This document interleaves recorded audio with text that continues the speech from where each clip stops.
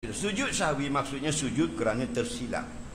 Sahwi itu maknanya salah, lupa, silap. Contohnya kita terlupa naik 3 rakaat solat subuh. Siapa yang semayang subuh 2 rakaat, wajib dia duduk tahiyat akhir ketika rakaat yang kedua.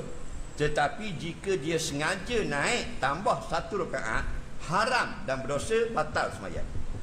Tetapi kalau dia bukan sengaja naik 3 rakaat, tersilap, atau semayang asar tersilap naik 5, atau semayang maghrib tersilap naik 4 rakaat, tidak berdosa. Wajib dia turun semula dan baca tahiyat akhir dan sujud sahwi sebelum salam.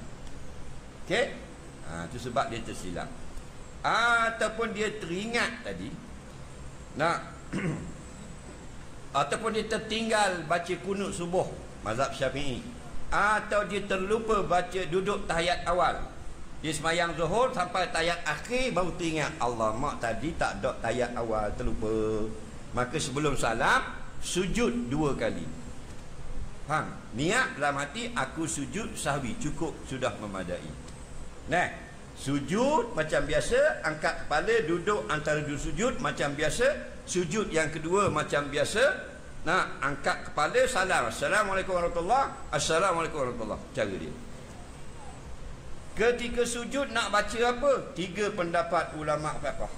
Pendapat yang pertama, tak baca apa-apa, kerana tak ada datang nas suruh baca apa-apa.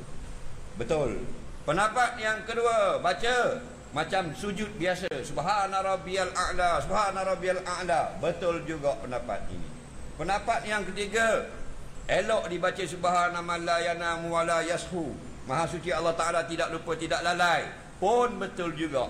Mana-mana satu pendapat yang kita nak ikut ini, semua betul dan boleh berlaku. Tak payah berbalah. Berbalah bahlul.